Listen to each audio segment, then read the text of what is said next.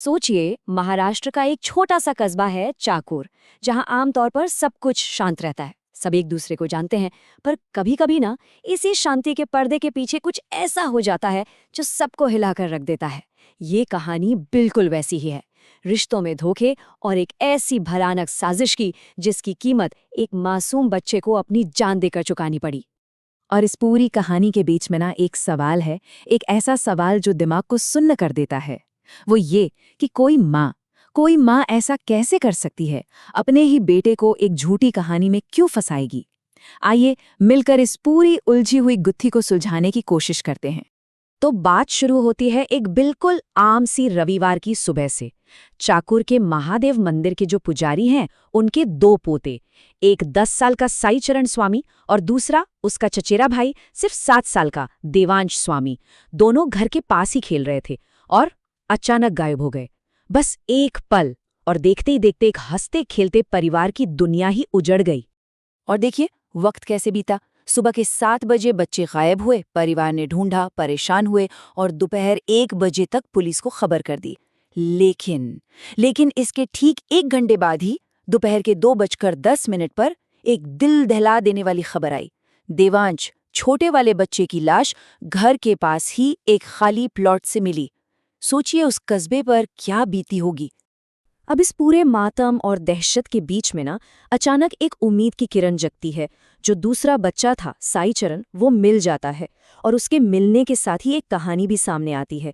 एक ऐसी कहानी जो पहली नज़र में तो सब कुछ साफ कर देती है, लेकिन असल में वो इस केस को और भी ज़्यादा पेचीदा बना देती है।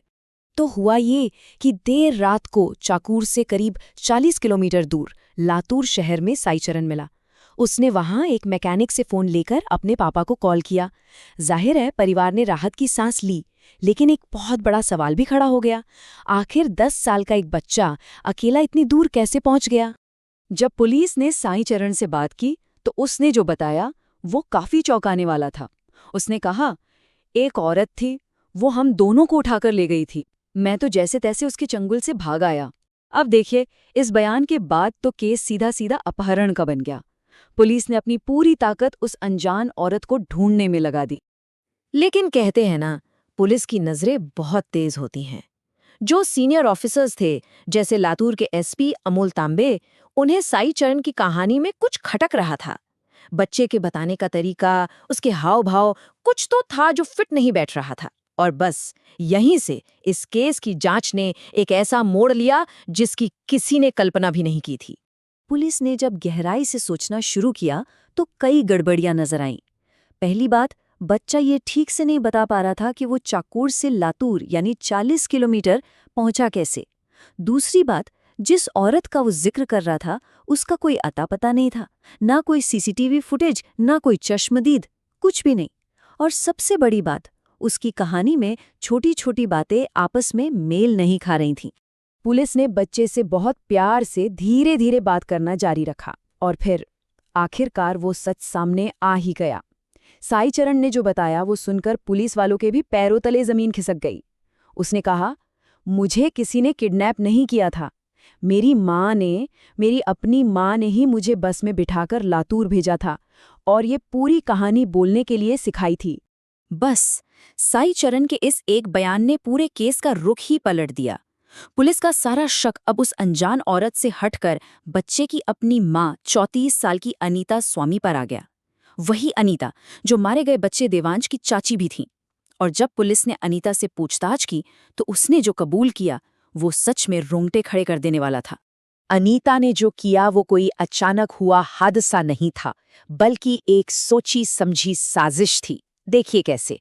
पहले उसने अपने 7 साल के भतीजे देवांश को किसी बहाने से घर बुलाया, फिर बड़ी बेरहमी से उसका गला घोंटकर उसे मार डाला और पुलिस को भटकाने के लिए अपने ही बेटे को एक झूठी कहानी रटाकर लातूर की बस में बिठा दिया। और ये साजिश और भी ज्यादा डरावनी तब हो जाती है जब पता चलता है कि अनीता ने देवांश को अपने घर बुलाने के लिए भी मोहल्ले के ही एक दूसरे बच्चे का इस्तेमाल किया था। मतलब सोचिए कितनी गहराई से उसने ये सब प्लान किया था। अपने मकसद को पूरा करने के लिए उसने एक नहीं बल्कि कई मासूमों का इस्तेमाल किया। पर सवाल अब भी वही है, आखिर क्यों?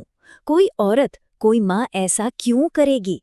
अपने ही भतीजे की जान लेना, अपने बेटे को मोहरा बनाना, आखिर क्या वजह थी इस पूरी खौफनाक साजिश के पीछे? और वजह थी बदला। एक ऐसा बदला जिसने एक पूरे परिवार को तबाह कर दिया।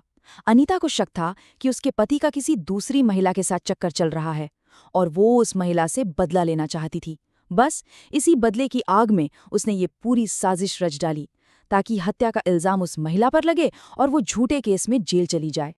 तो देखिए, ये मामला सिर्फ एक कत्ल का नहीं था, ये एक ठंडे दिमाग से रची गई साजिश थी। एक ऐसी साजिश जिसे सिर्फ और सिर्फ निजी बदले के लिए अंजाम दिया गया। इसका मकसद था पुलिस को गुमराह करना, एक बेगुनाह औरत की जिंदगी बर्बाद करना, और इन सब की कीमत चुकानी पड़ी एक 7 साल के मासूम बच्चे को अपनी जान देकर।